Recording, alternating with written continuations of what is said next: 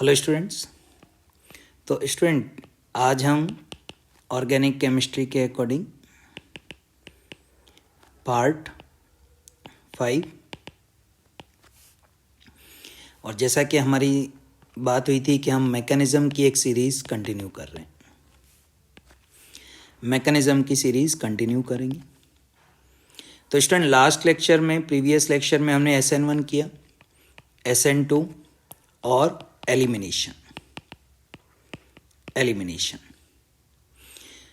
अब जिसने इनको नहीं देखा है वो प्रीवियस वीडियो में जाके देख सकते हैं।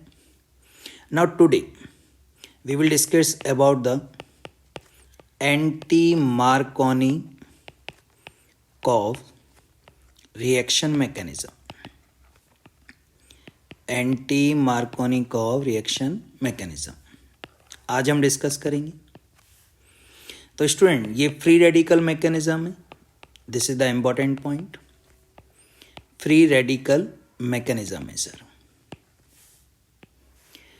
And sir free radical mechanism के लिए sunlight in heating condition required होती है और सर इसमें क्या होगा, होमोलिटिक फिशन होगा। क्या होगा? Homolytic fission. ये दो पॉइंट इंपॉर्टेंट हैं। अब यहां पर स्टूडेंट एंटी मार्कोनिकॉव, पहले तो मैं रिएक्शन की बात कर लेता हूं। तो रिएक्शन में देखिए हमने मान लीजिए प्रोपीन ले लिया, डबल बॉन्ड CH2, और प्रोपीन पे हम रिएक्शन करा रहे हैं HBr की इन प्रेजेंस ऑफ परऑक्साइड। अब परऑक्साइड की प्रेजेंस में रिएक्शन होगी तो स्टूडेंट यहां क्या है कि परऑक्साइड की प्रेजेंस में जब रिएक्शन होगी तो हमारा जो मेजर प्रोडक्ट है वो बनेगा 1-ब्रोमोप्रोपेन। 1-ब्रोमोप्रोपेन। लेकिन ये कैसा है? मेजर प्रोडक्ट है। स्टूडेंट जब भी फ्री रेडिकल मैकेनिज्म होती है तो नेसेसरी नहीं है कि एक ही प्रोडक्ट बने, एक से ज़्यादा प्रोडक्ट भी बनते हैं। वो हम मैकेनिज्म के थ्रू डिस्कस करेंगे कि किस तरीके से और प्रोडक्ट फॉर्म हो सकते हैं। इम्पॉर्टेंट इसमें ये भी है स्टूडेंट कि जो एंटी मार्कोनिकॉव रिएक्शन है वो HiHCl ये दोनों फॉर्मेशन नहीं करेंगे। HBr ही फॉलो करता है, HF भी नहीं करेगा, पॉसिबल ही नहीं है। तो केवल और केवल HBr anti Markovnikov rule follow करेगा। वो भी कब करेगा? जब उसमें क्या होना चाहिए, परऑक्साइड की प्रेजेंस होनी चाहिए, मतलब परऑक्साइड होना चाहिए। अब परऑक्साइड कौन सा होना चाहिए? वो कोई भी होगा स्टूडेंट, चलेगा। जैसे आपने कहा सर हाइड्रो परऑक्साइड, कोई भी ले सकते हैं। या आपने कहा सर बेंजोइल परऑक्साइड है, बिल्कुल चलेगा सर, बेंजोइल परऑक्साइड ले सकते हैं। आपने कहा एल्काइल परऑक्साइड है, बिल्कुल सही है सर, वो भी ले सकते हैं, ROOR। तो इनमें से कोई भी परऑक्साइड आप यूज़ कर सकते हैं, कोई भी परऑक्साइड यूज़ कर सकते हैं HBr की प्रेजेंस में। देन एल्कीन के अकॉर्डिंग जो मैकेनिज्म फॉलो होगी वो होगी एंटी मार्कोनिकॉव मैकेनिज्म। तो स्टूडेंट अब हम मैकेनिज्म स्टार्ट कर रहे हैं। सबसे पहले हम बात कर रहे हैं इनिशिएशन की। इनिशिएशन, तो इनिशिएशन जो होगा स्टूडेंट वो कौन करेगा? परऑक्साइड करेगा। मान लीजिए मैंने यहाँ पे एक परऑक्साइड कौन सा कंसीडर कर लें, आप कहें चलिए H2O2 कर लेते हैं। सर H2O2 परऑक्साइड इनिशिएट करेगा रिएक्शन को। क्यों? क्योंकि सनलाइट की प्रेजेंस में हीट करेंगे। तो यहाँ पे आप देख रहे हैं होमोलिटिक फिशन होगा और होमोलिटिक फिशन के अकॉर्डिंग क्या बनेगा? HO radical. HO रेडिकल बनेगा सर। होमोलिटिक फिशन में स्टूडेंट क्या बनता है? रेडिकल बनता है। अब यहाँ पे इनिशिएशन हुआ। अब हम बात कर लेते हैं प्रोपोगेशन की।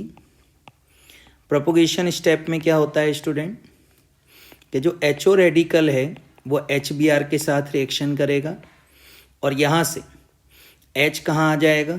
यहाँ पर आ जाएगा, बॉन्ड क्लीवेज होगा और Br रेडिकल बना लेगा, यानी कि H2O-Br रेडिकल।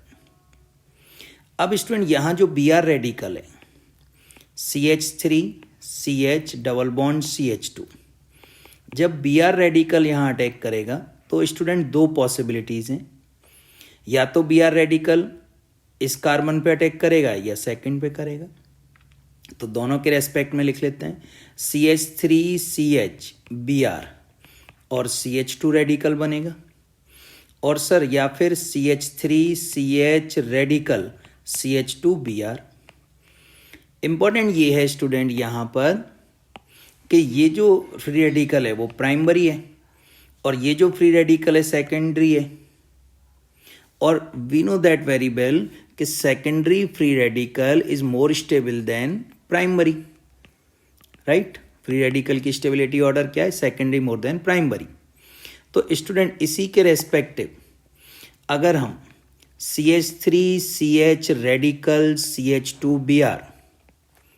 CH2Br को HBr के साथ रिएक्शन कराते हैं तो यहां से सर Br रेडिकल रिमूव हो जाएगा और क्या बन जाएगा, CH3CH2CH2Br plus Br radical. Important ये है कि कई बार वो पूछ लेता है ये कौन सा स्टेप है स्टूडेंट, इसको हम टर्मिनेशन स्टेप कहते हैं। क्या कहते हैं स्टूडेंट, टर्मिनेशन स्टेप। तो वो पूछ लेता है कि टर्मिनेशन स्टेप में बताइए जो रिलीज होगा बाई प्रोडक्ट या as a formation after formation of major product वो क्या होगा। तो यहाँ Br फ्री रेडिकल आएगा स्टूडेंट, ये आपको ध्यान रखना है, this is the important thing. तो ये मेजर बन गया। लेकिन स्टूडेंट रिएक्शन में केवल एक ही प्रोडक्ट नहीं बनेगा, जैसा कि मैंने कहा एक से ज़्यादा बनेगा।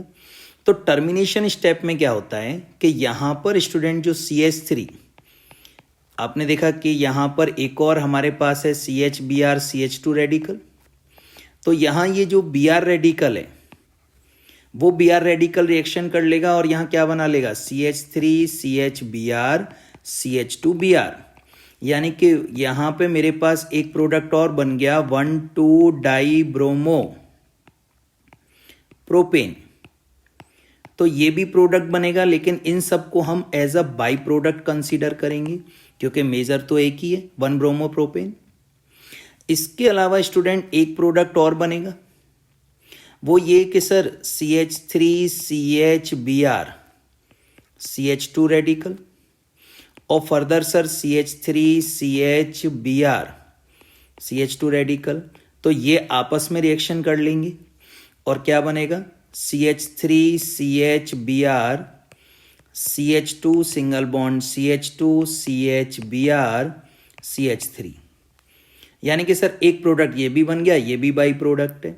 1 2 3 4 5 6 यानी कि स्टूडेंट 2,5-डाइब्रोमो हेक्सेन। तो ये भी फॉर्मेशन हो सकता है सर, यहाँ पर प्रोडक्ट ये भी फॉर्मेशन हो सकता है। तो इस तरीके से आप देखिए कि यहाँ पे अगर आपसे पूछा जाए कि क्या एक ही प्रोडक्ट फॉर्म होगा तो आप कहेंगे नहीं, प्रोडक्ट तो एक से ज़्यादा बनेंगे, बट हाँ मेजर एक होगा जिसका नाम है 1 ब्रोमो प्रोपेन। तो ये एंटी मार्कोनिकॉफ के अकॉर्डिंग हमारी मैकेनिज्म होती है जिसको आपको याद रखना है और ये कई बार कंपटीशन में पूछ भी जाती है। तो एक तो एमसीक्यू यहाँ पे ये Br रेडिकल का है, दूसरा एमसीक्यू बाई प्रोडक्ट कौन से बनेंगे ये भी ऑप्शन में दे सकता है वो आपको कि भाई एक तो मेजर प्रोडक्ट है, बाई प्रोडक्ट क्या बनेगा वो भी बताइए। इनिशिएट कौन करेगा रिएक्शन, कैटालिस्ट करेगा, ये भी आपको ध्यान रखना है। नाउ स्टूडेंट नेक्स्ट मैकेनिज्म पे अब हम चल रहे हैं। ये तो हमारी मैकेनिज्म कौन सी हुई, anti Markovnikov rule. Next mechanism क्या रहेगी,